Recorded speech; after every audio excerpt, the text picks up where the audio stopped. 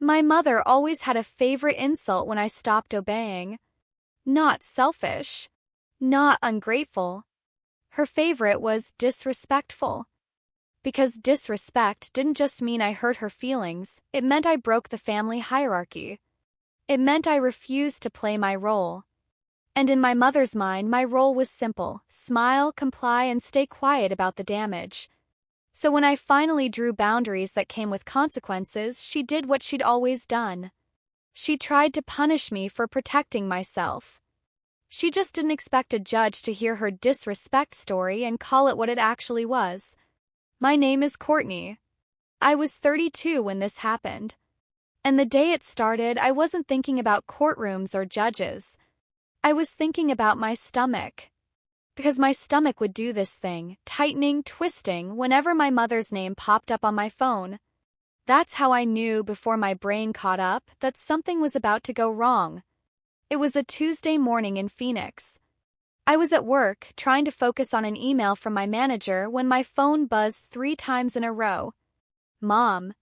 Mom. Mom. I muted it. Then the voicemail icon appeared. I tried to ignore it. But a part of me still carried that old training.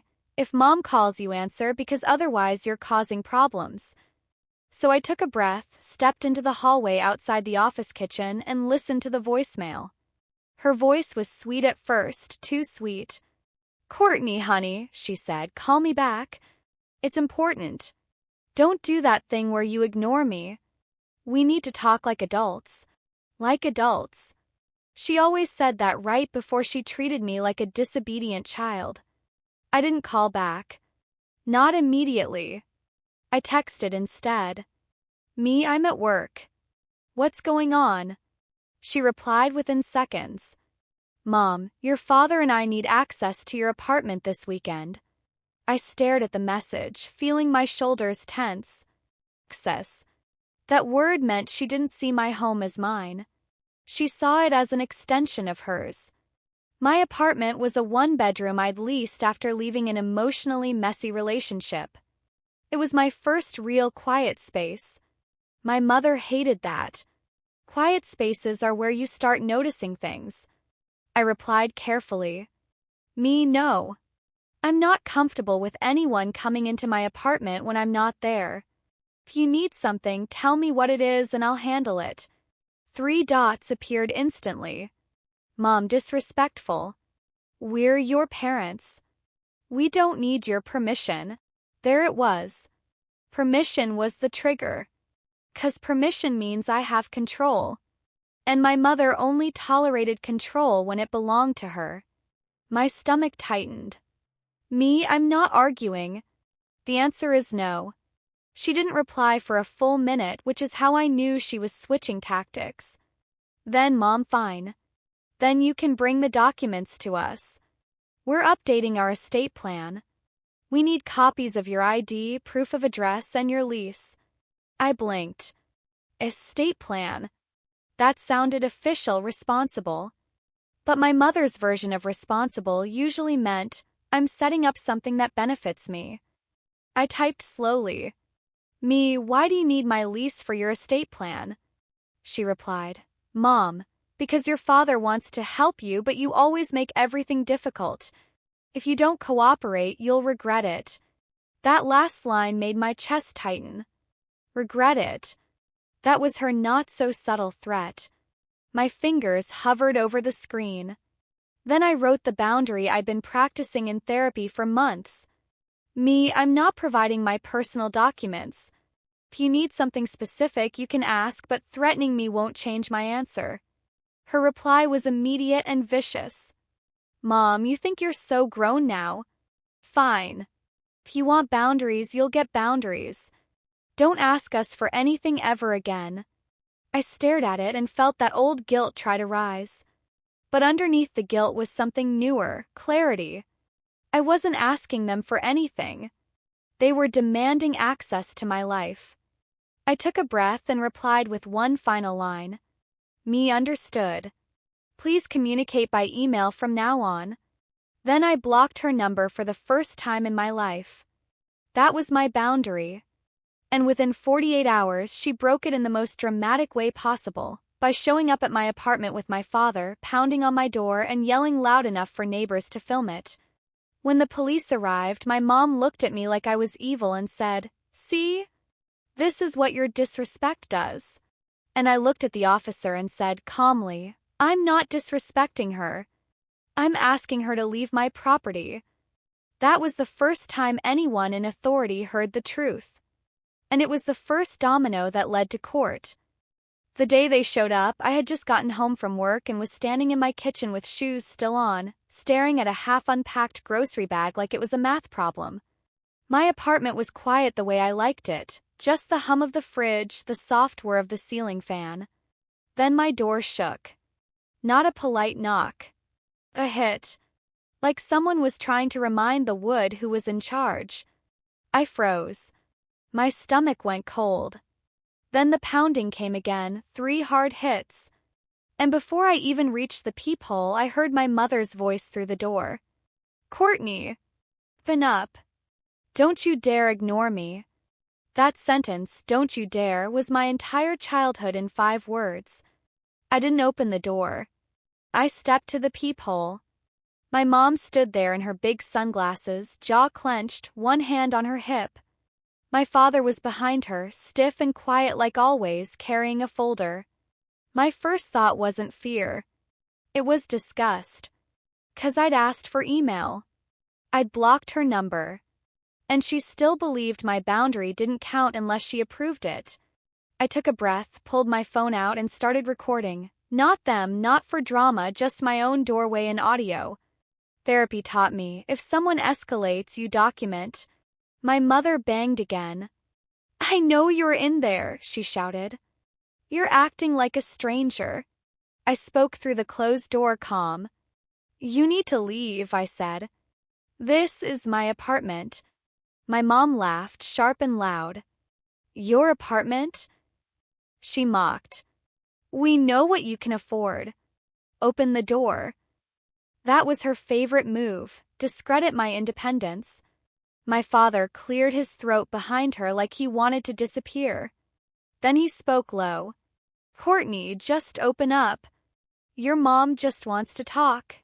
"No," I said calmly. "You can email me. Leave." My mother's voice rose.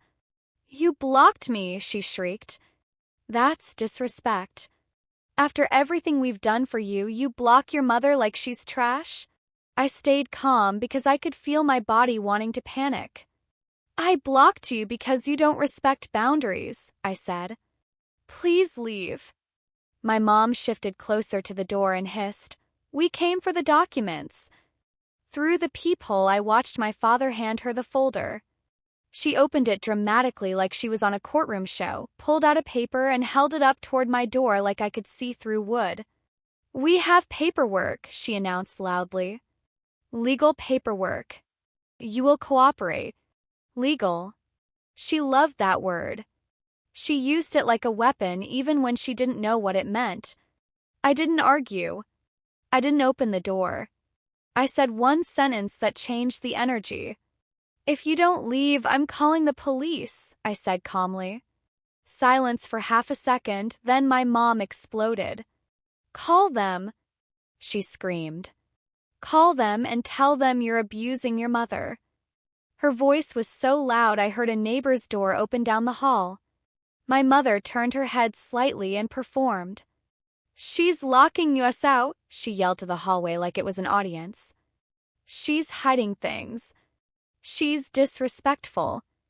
My father stood behind her looking mortified, but he didn't stop her. He never stopped her. That's how he stayed good. He let her be the knife so he could be the sheath. I felt my hands shake for a second. Then I steadied them and called 911. I didn't tell a long story. I didn't rant. I used the calm language that gets results. "Hi," I said. "I'm at my apartment.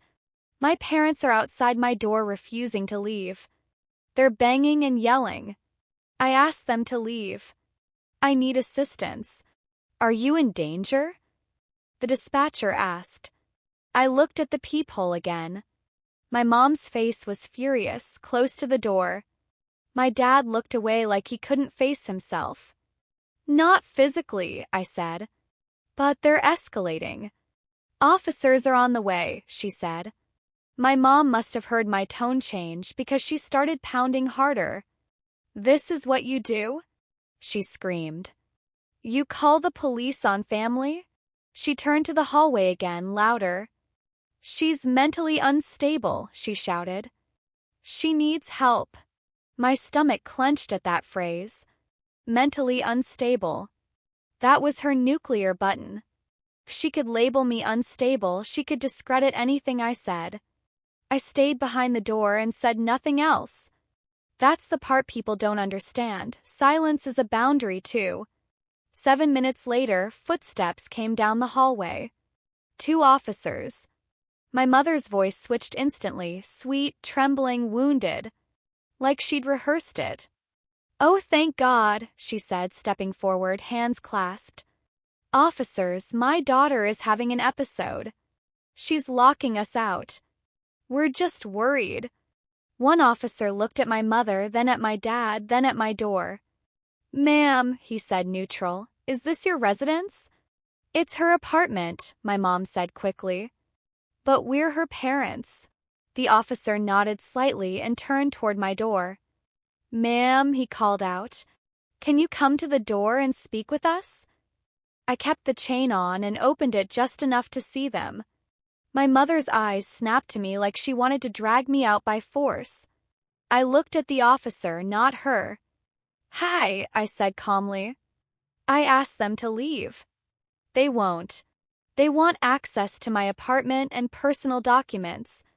I told them no. My mom cut in immediately. That's a lie, she snapped. We have legal paperwork.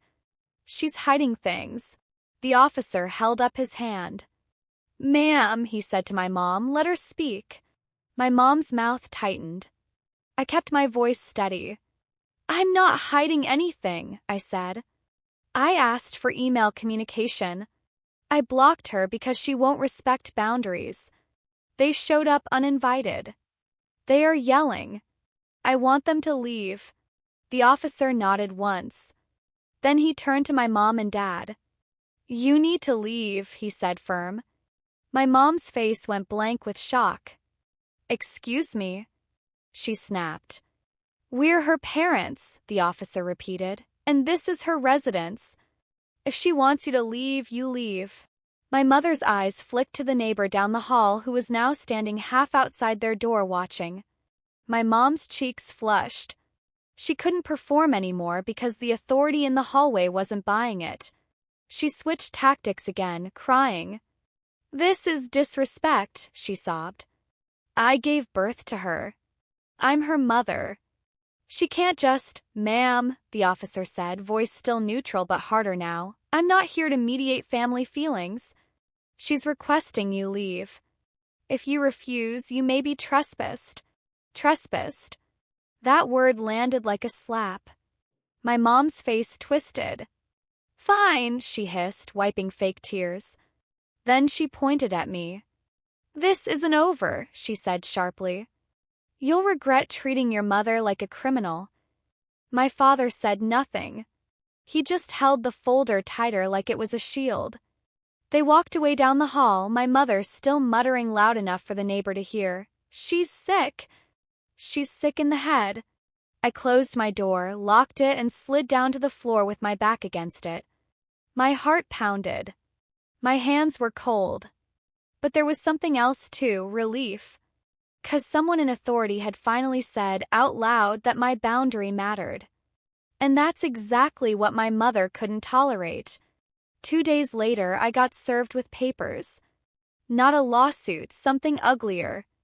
A request for a court-ordered welfare check and an emergency hearing claiming I was being financially exploited and mentally unwell.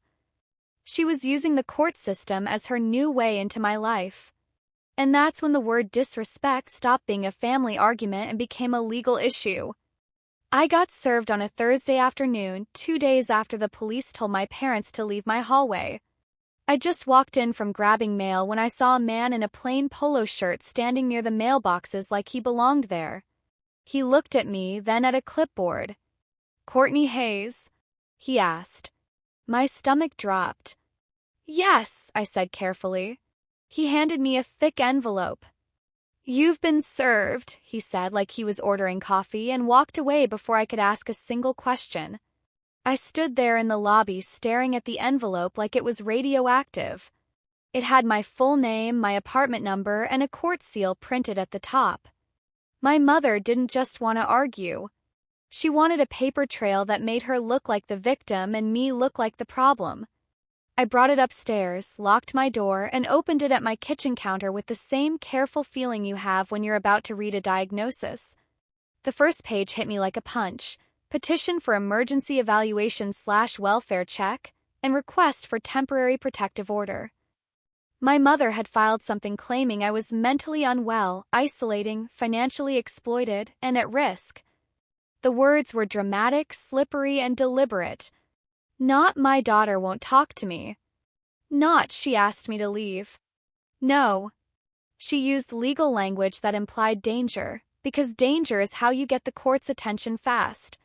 My hands started shaking, but I forced myself to keep reading.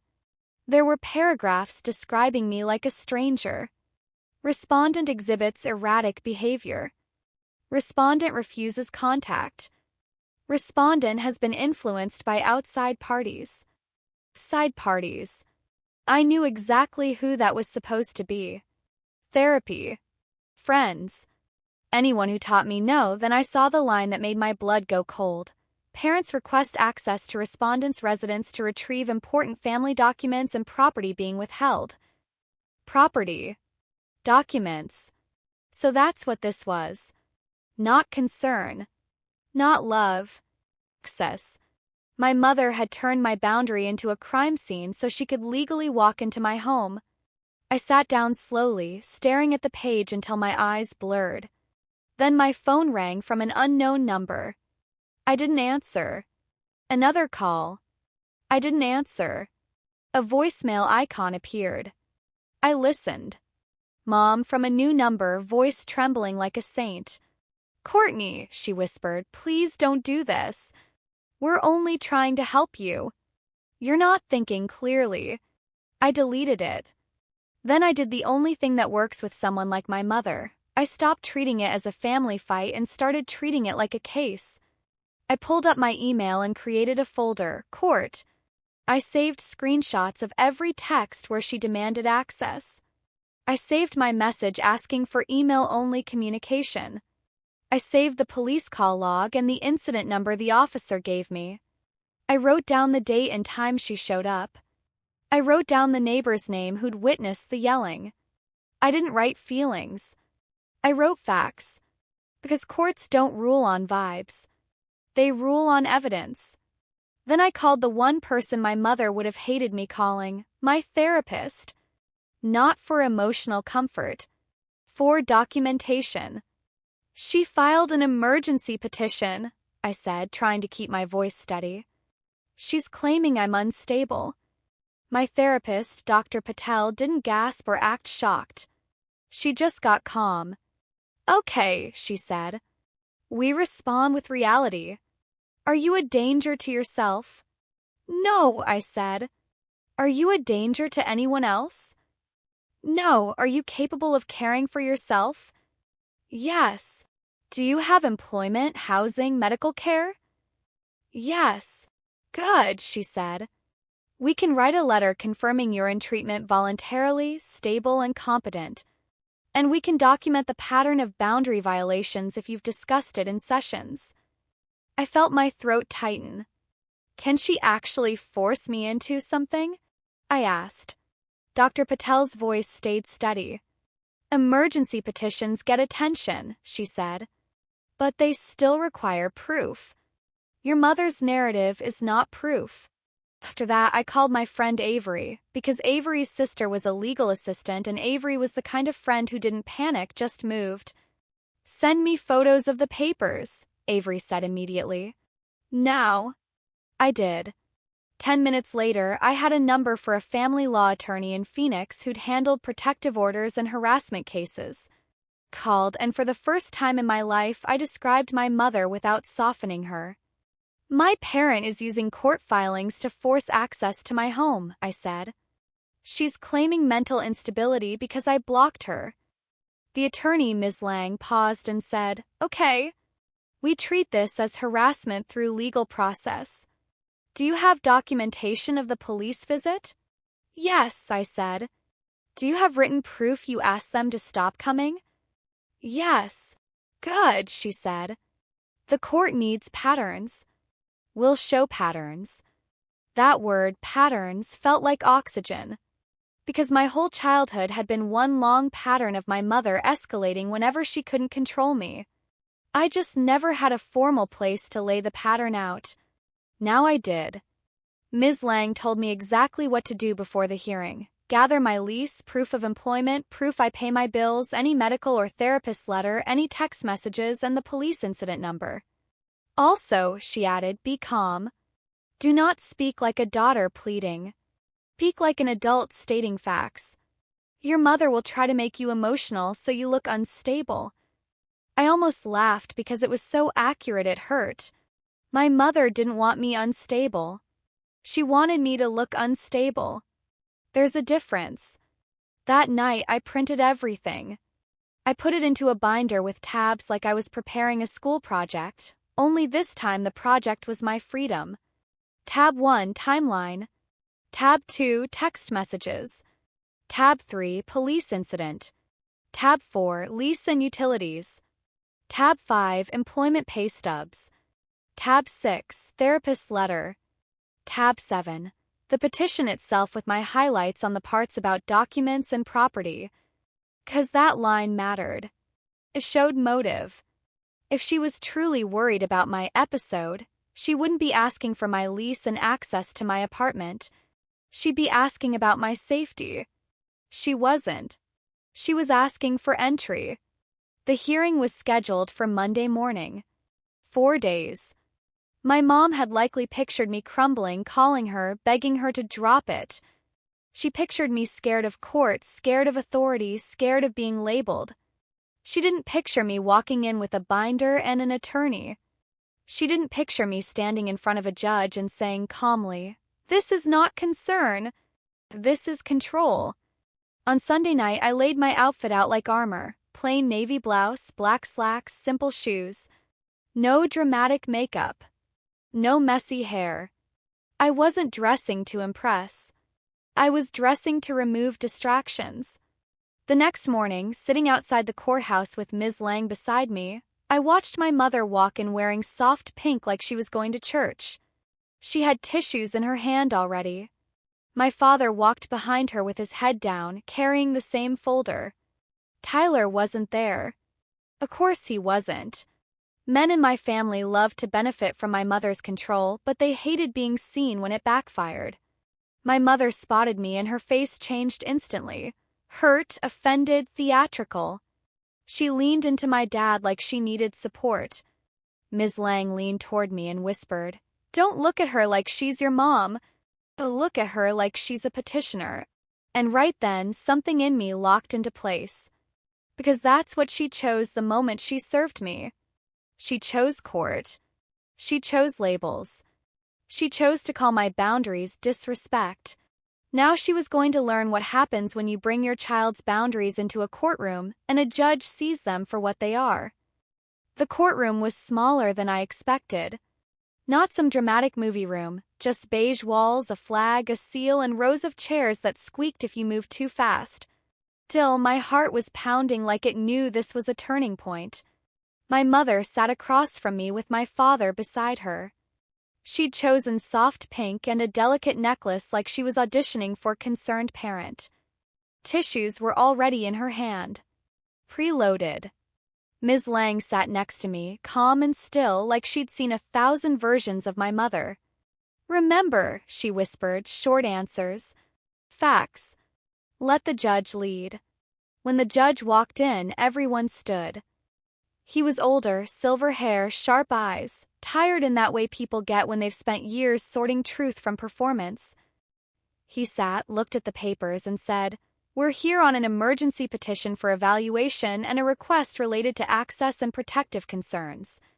His tone was neutral, but his eyes weren't. He looked at my mother first.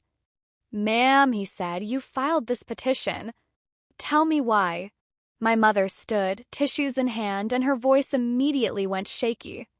"Your Honor," she began, "I'm terrified for my daughter. She's not herself. She's isolating. She's blocking her family. She's acting unstable. Unstable." She said it like she expected the word to work like a spell. My mother wiped a tear that didn't exist yet.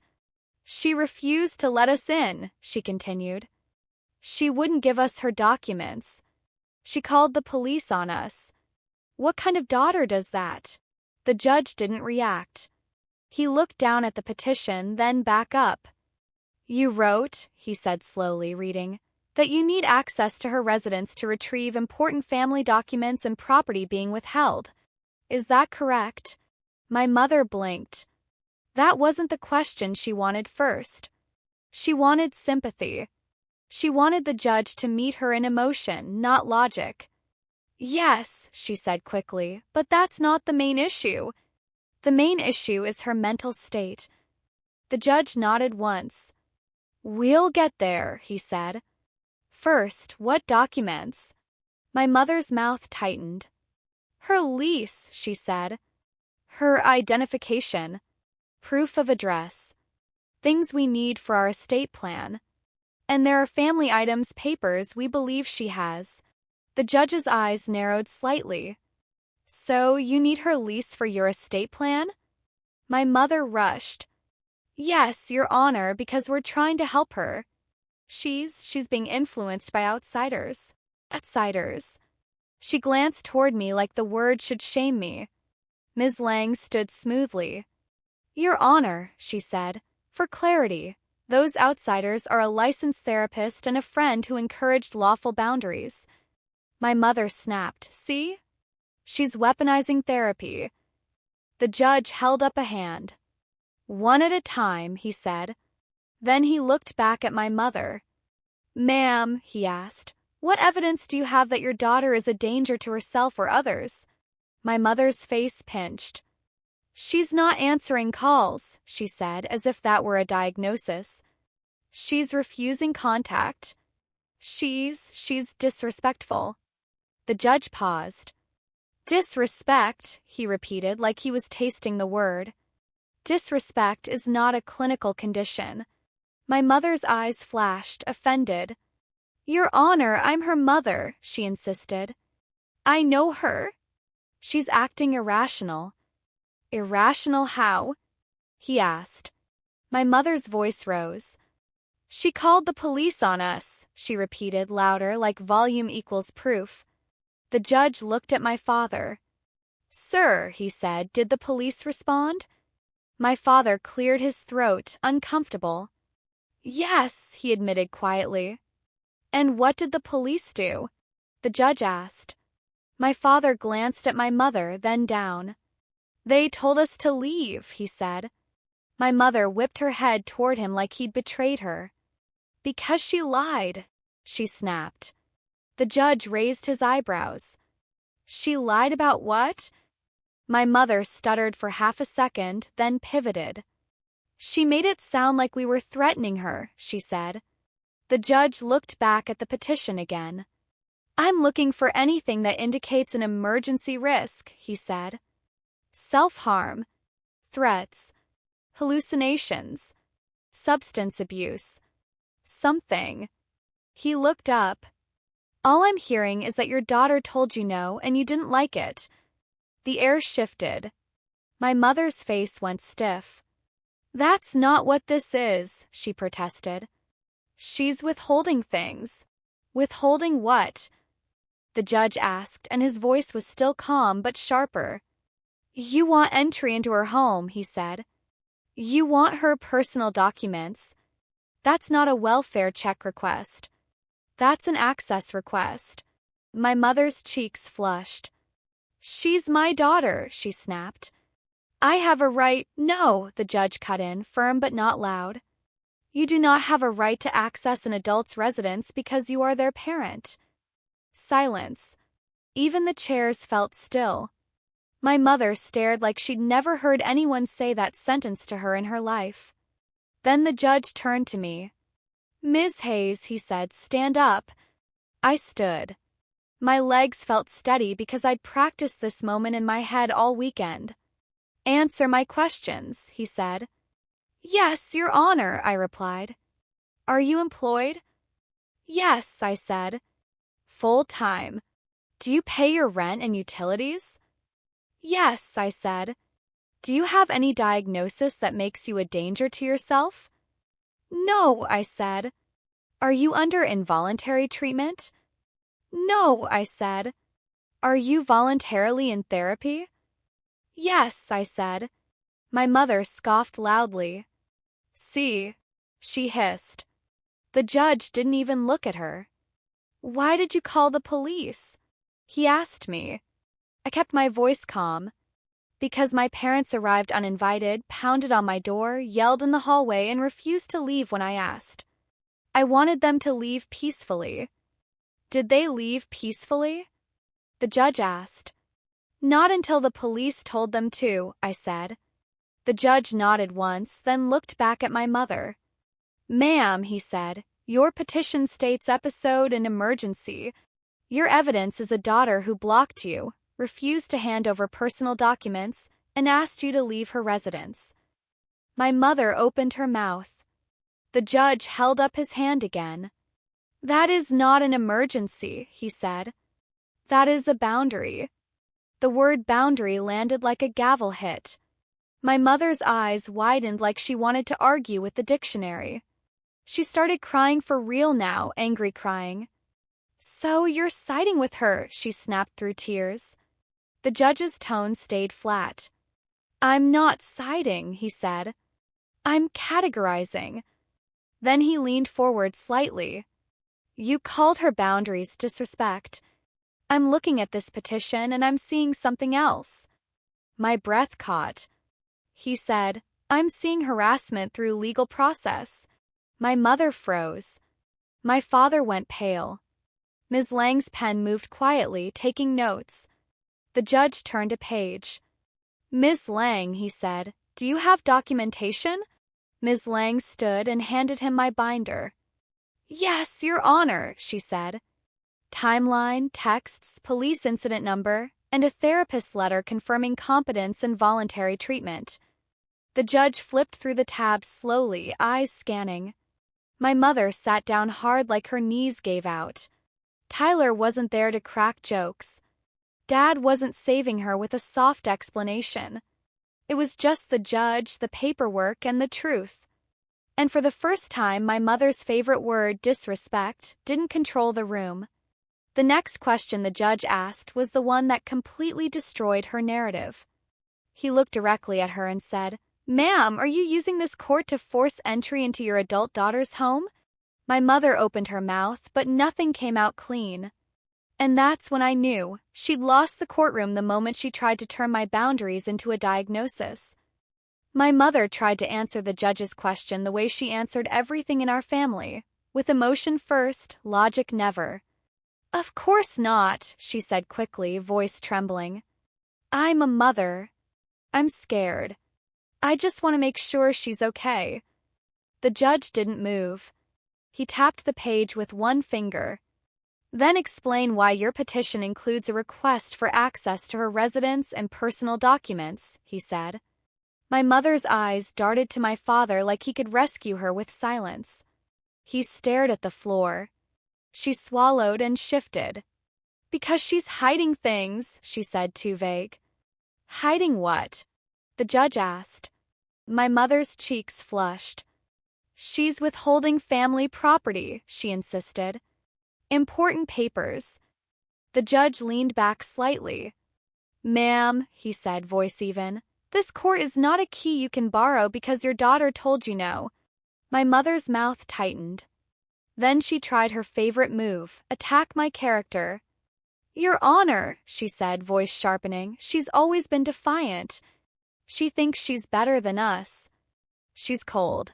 She's been manipulated by therapy. She's cutting us off for no reason. No reason. Like the police visit didn't exist. Like the threats didn't exist. Like regret it didn't exist. Ms. Lang stood. Your Honor, she said, may I respond briefly? The judge nodded. Ms. Lang's voice stayed calm and clean. The respondent is employed, housed, and competent. The petitioner's filings and behavior show a pattern of escalation when respondent asserts boundaries. The document requests are not related to any legitimate welfare concern. They are an access attempt. My mother snapped, that's a lie. The judge held up his hand again. Ma'am, he said, you've used the word disrespect multiple times today. I want to be very clear. Adults can say no to their parents. It is not disrespect. It is autonomy. Autonomy. The word hit my mother like an insult. She turned toward me, eyes hard, then looked back to the judge and tried one last emotional performance. So I'm just supposed to accept being blocked? She cried. I'm her mother. I gave birth to her. She's abandoning us. The judge's face didn't soften. This is not a family counseling session, he said. This is a court. You alleged emergency mental instability. I see no evidence of that. My mother's voice rose. She called the police. She's trying to punish us. Or, the judge said, she was trying to make you leave her residence after you refused. My mother opened her mouth. The judge turned to my father. Sir, he asked, why did you go to her apartment? My father looked like he wished the floor would swallow him. He cleared his throat. Her mother wanted to talk, he said. The judge waited. About what? My father hesitated, then mumbled, documents. My mother whipped her head toward him, furious. Don't, she hissed under her breath. But it was too late. The judge looked back at my mother. So your husband confirms you were there for documents, he said. Not because you believe she was a danger to herself. My mother's cheeks went bright red. She tried to pivot again. We needed to protect her, she said. She's making bad decisions. Adults are allowed to make decisions you don't like, the judge replied. Then he looked down at my binder again and flipped to the text screenshots. He read quietly for a moment, then looked up. You wrote, he said, reading, if you don't cooperate, you'll regret it. My mother stiffened. That's taken out of context, she snapped. The judge didn't blink. What context makes that appropriate? He asked. Silence. My mother's lips parted, but no answer came that didn't make her look worse. Then the judge turned a page. And here, he continued, the respondent wrote, please communicate by email from now on. Then you went to her residence anyway. He looked at my mother over his glasses. That is not concern, he said. That is persistence after refusal. My mother's breathing changed, fast and shallow, like she was losing oxygen now that she couldn't control the narrative. The judge set the binder down and spoke slowly, clearly. I am denying the emergency evaluation request, he said. My mother flinched like she'd been slapped. And, he added, I am denying any request for access to her residence or personal documents. My mother's jaw dropped. You can't, she started. I can, the judge said, firm. And I am. Then he paused, looked at my mother, and said the line that made my whole body go still. In fact, he said, I am strongly considering issuing a protective order on behalf of your daughter if this behavior continues. My mother's face went white. My father finally looked up, panic in his eyes, because he understood what a protective order meant, consequences that couldn't be argued with at Sunday dinner. Ms. Lang stood again. Your Honor, she said, we would request exactly that. My mother surged to her feet. No, she cried. She's doing this to hurt me. The judge's voice stayed flat. She's doing this to protect herself, he corrected. Then he looked at me. Ms. Hayes, he said, do you want a protective order? My throat tightened, not because I didn't know the answer, but because saying it out loud felt like cutting a cord that had been choking me my whole life. I looked at the judge and spoke clearly.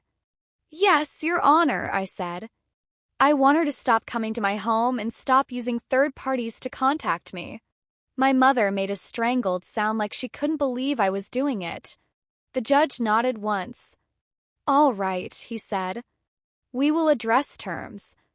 And that's when my mother stopped crying and started bargaining, because she understood tears didn't work in this room. In this room, words had definitions. And a judge wasn't going to let her redefine disrespect into emergency just so she could get my keys. The moment the judge said protective order, my mother's entire personality shifted like a switch flipped in her head. Tears didn't disappear, they changed purpose. Instead of crying to look victimized, she cried to look reasonable. Softer. Cooperative. Like she was suddenly a woman who just wanted peace. Your Honor, she said quickly, voice trembling in a controlled way, we don't need something so extreme. We're family. We just need to talk. The judge didn't move. Ma'am, he said, you filed an emergency petition claiming instability.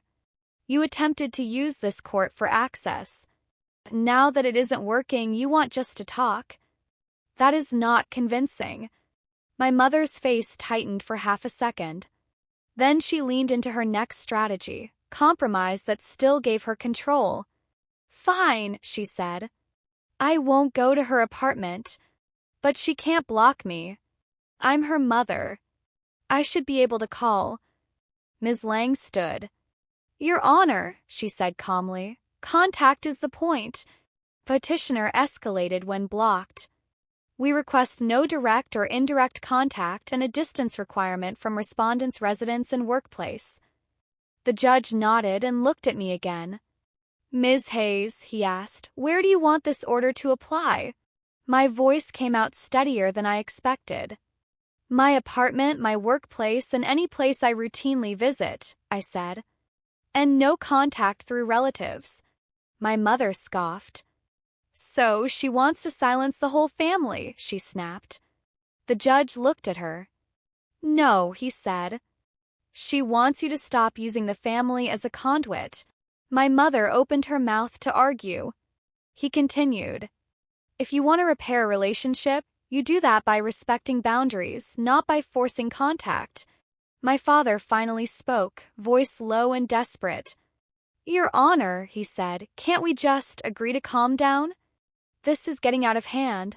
The judge's eyes flicked to him. Sir, he said, this became out of hand when your wife used the court to label your daughter unstable because she said no. My father went quiet again. The judge turned to his clerk and began listing terms in a tone that sounded like paperwork being born. Temporary order, he said.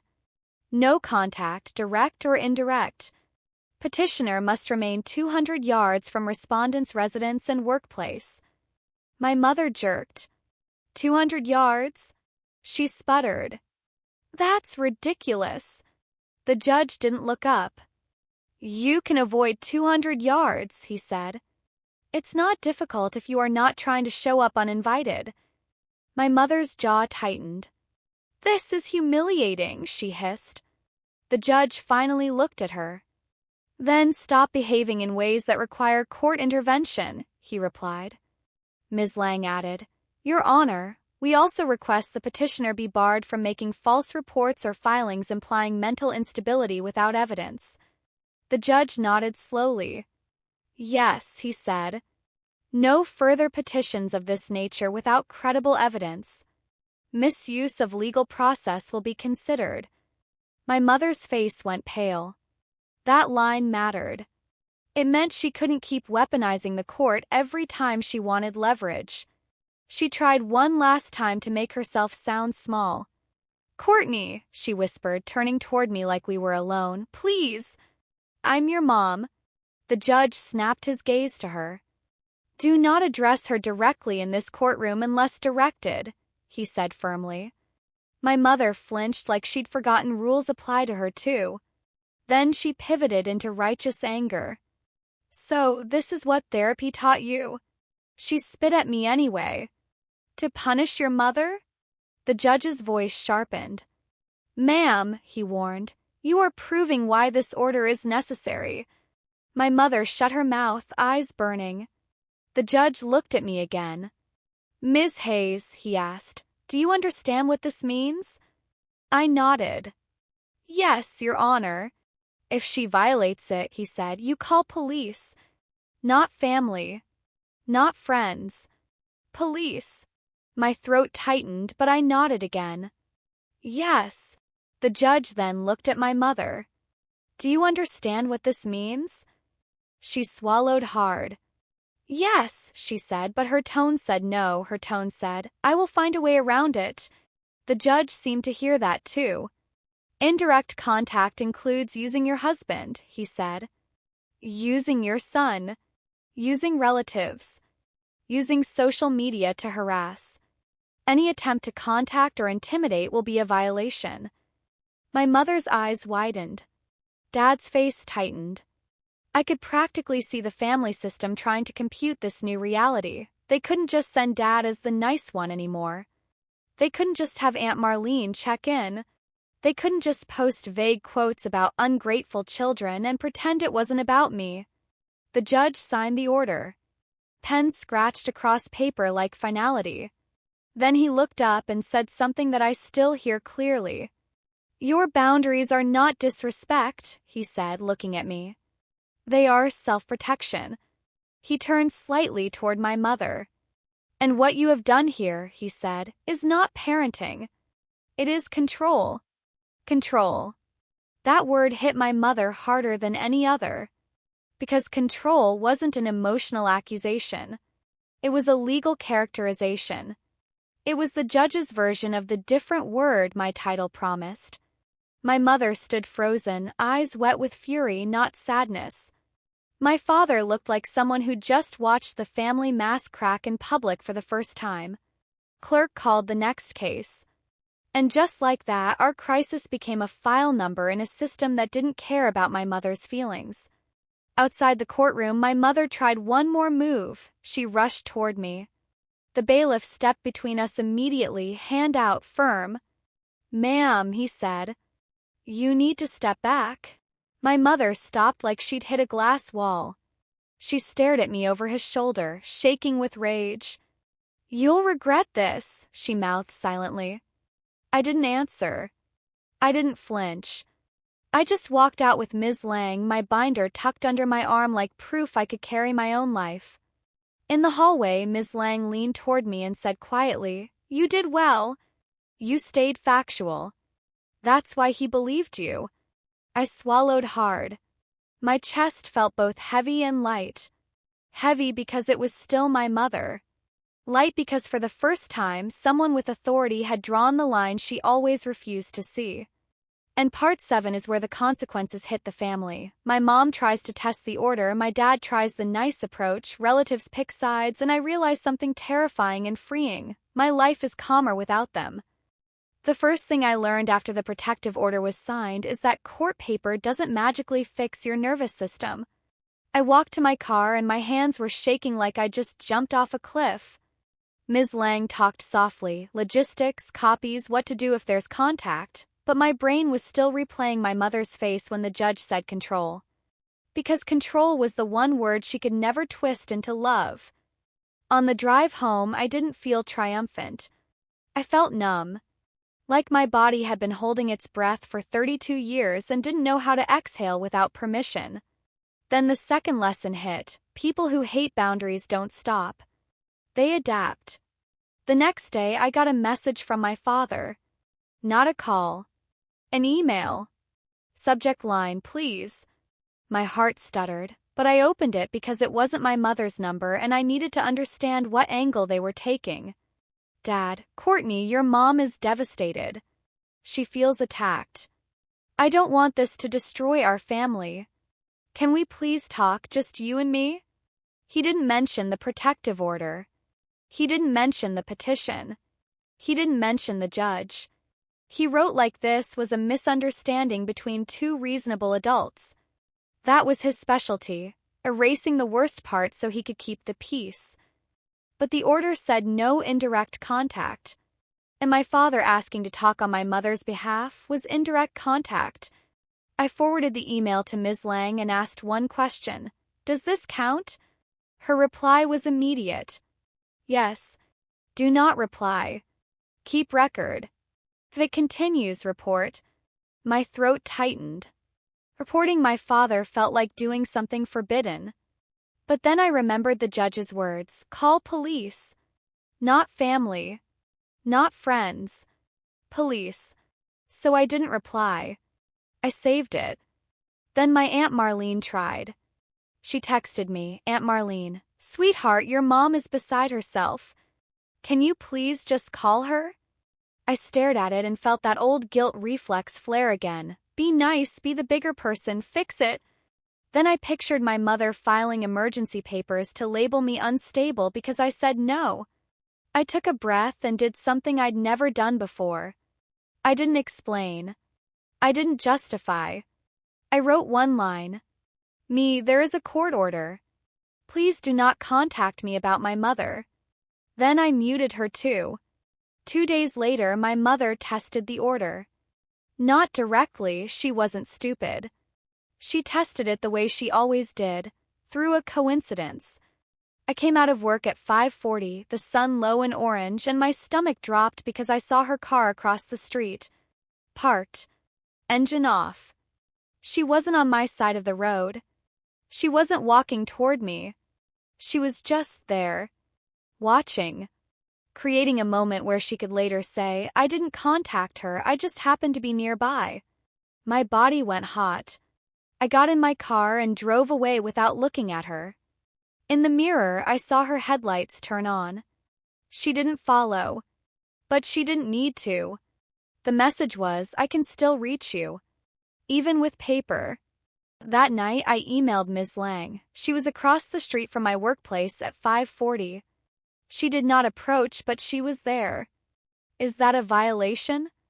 Ms. Lang replied. If she was within the restricted distance, yes. We document. Next time call police while it's happening. My throat tightened again. Next time. The idea of a next time made me nauseous. But it also made me alert. Because my mother was now playing a legal version of her old games, testing how far she could push without consequences. The next weekend, my neighbor knocked. Hey, he said awkwardly. A woman came by asking if you were home. She said she was your mom. I told her I couldn't let her in. Just letting you know. My chest went cold. That was direct. That was not a coincidence. I asked him, did you see what time? He told me. I wrote it down. Then I called the non-emergency line and reported it, because this wasn't about punishing her. It was about teaching her that I wasn't playing. An officer called me back later and said, we'll document it as a possible violation. If she returns, call immediately. When I hung up, my apartment felt different. Safer, but also heavier. Because the truth was unavoidable now. My mother wasn't going to suddenly become respectful. The protective order wasn't a punishment. It was a translation. Translated my boundary into something she couldn't ignore. And once my family realized the order was real, they started choosing sides quietly. Jenna texted me, a cousin I actually trusted. Jenna, I'm proud of you. I didn't know it was that bad. I love you. Then Brooke. Brooke, Mom is furious at your mom. She said using court for control is disgusting. Then Madison. Madison, Dad says you embarrassed everyone. Grandma says your mom did it to herself. My family had always thrived on pretending everything was fine. The order made fine impossible. And in a weird way that helped me. 'Cause it took the pressure off me to keep the illusion alive. Without my mother's constant calls, my mornings changed. I stopped waking up with a tight chest. My weekends felt like mine. I could go to the grocery store without checking my phone with dread. I could sit in silence and not feel like I was waiting for a fight. I noticed how often I'd been living in a state of pre-flinch. And the scariest part? Calm felt unfamiliar. Almost wrong. Like my body was addicted to stress because it was what I'd always known. Dr. Patel said it best in our session that week. Your nervous system is recalibrating, she said. Peace can feel like emptiness at first because you're used to chaos being home. That sentence cracked something open in me. Because my mother loved to say, I'm your home. But my body had never felt safe around her. So what kind of home is that? Part 8 is where I make the final choice. I stop waiting for apologies that will never come. I build a life where my boundaries aren't negotiable, and I realize the judge didn't just choose a different word. He gave me permission to stop translating control into love. The last part didn't happen in a dramatic moment. No screaming in a hallway. No courtroom gavel. No final text that went viral. The last part happened in small, quiet minutes, because that's where real change lives. It happened the first time I came home and realized my stomach wasn't tight. It happened the first time my phone rang from an unknown number and I didn't panic, I just let it go to voicemail. It happened the first time I sat on my couch in the evening and didn't feel like I was waiting for my mother to show up and rewrite my reality. That's when I understood something. The protective order didn't break my family. Revealed what my family actually was. My mother called my boundaries disrespect because she needed a word that made my protection sound like a crime. But the judge didn't care about her chosen words. Cared about behavior. And when he looked at her behavior, he chose a different word, control. That word followed me for weeks, not as an insult but as a key. Control explains why she demanded my lease. Control explains why she needed access to my home. Control explains why no made her rage like I'd committed treason. Control explains why she used the court system to try to label me unstable. Because if she could get an official stamp that I was unwell, then my boundaries could be dismissed forever. She almost got what she wanted. But she underestimated something I didn't even know I had at the time. I was done being afraid of her story.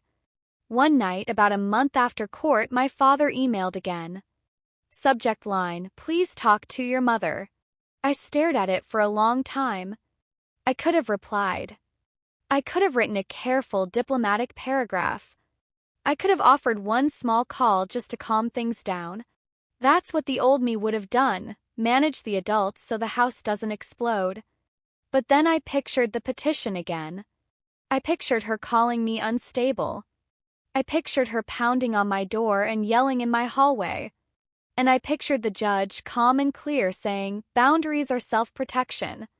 I forwarded the email to Ms. Lang as documentation, then deleted it from my inbox. That was the moment I stopped waiting for them to become safe. 'Cause waiting was how they kept access. Waiting kept me emotionally attached to a version of them that didn't exist. Through that, I started building my life like someone who believed I deserved peace. I asked my building manager to update my file with a note about the order. I gave a copy to the front desk. I told my supervisor at work quietly that there was a legal no-contact situation and if anyone asked about me, they were not to confirm my schedule. I didn't overshare. I didn't dramatize. I just protected. I also did something that felt both petty and holy. I reclaimed my own story. My mom had always narrated my life like she owned the microphone. Courtney is dramatic, Courtney is difficult, Courtney is unstable. So I started saying the truth out loud in simple language to the people who mattered. My mother tried to force access to my home through a court filing, I'd say. A judge denied it and issued a protective order. That sentence made people blink. Made them quiet. Made them respect the seriousness without me begging them to. And slowly, the shame drained out of it. 'Cause shame is what keeps control alive. Then, about 2 months later, my mother violated the order clearly. Not across the street. Not a coincidence. She showed up at my church on a Sunday morning, the one place she knew I went because she'd followed my social media years ago. I was walking toward the entrance when I heard my name, sharp and sweet at the same time. Courtney! My whole body went ice cold. She stood near the steps, dressed like a harmless woman, smiling like nothing had happened. My father was with her, eyes down. She took a step forward. I just want to talk, she said softly, like she hadn't taken me to court. For half a second, my old self tried to surface. Don't make a scene. Be respectful. Keep peace. Then I remembered, peace with her is always purchased with my silence. I didn't answer her. I didn't argue. I pulled my phone out and called the police right there with my hand steady. My mother's smile flickered. Are you serious? She hissed. I didn't look at her. I spoke into the phone. My mother is here, I said calmly. There is a protective order. She is within restricted distance and attempting contact. My mother's face twisted. This is insane, she spat. You're ruining everything. Ruining everything meant ruining her access. She stepped back quickly, like she suddenly remembered consequences have shapes. She and my father walked away fast, too fast to pretend it was innocent. When the officer arrived, I showed the order. I showed the time. I showed the location. The officer took notes and said the sentence I'd needed my whole life. You did the right thing. After that, something inside me settled permanently. 'Cause I wasn't just saying I had boundaries. I was enforcing them. And enforcement is what separates a boundary from a suggestion. Later that night, Dr. Patel asked me, "How do you feel?" I thought about it and answered honestly. I feel sad, I said, because I didn't get the mother I wanted. Then I exhaled. But I also feel relieved, because I finally stopped negotiating with someone who thinks my no is disrespect. That was my real ending. Not revenge. Not humiliation. Just clarity. My mother called my boundaries disrespect because she believed being my mother made her entitled to my life. The judge chose a different word because he saw what I'd been trained not to name. Control. And once it was named, I couldn't unknow it. I couldn't unfeel how calm my body was without her. I couldn't unsee how quickly she escalated when she lost access. So I built a life where my safety wasn't a debate. Where love didn't require surrender. Where family wasn't defined by blood, but by behavior. And if you're listening to this thinking, I wish I had a judge to validate my boundaries, here's what I learned the hard way. You don't need a courtroom to start. You need one sentence, said calmly, and repeat it until it becomes real. No, then, stop. Then, if you continue, there will be consequences. My mother hated that sentence. 'Cause consequences are where control dies. And that's why, in the end, she didn't lose me because I was disrespectful. She lost access because a judge, and finally me, refused to call control love.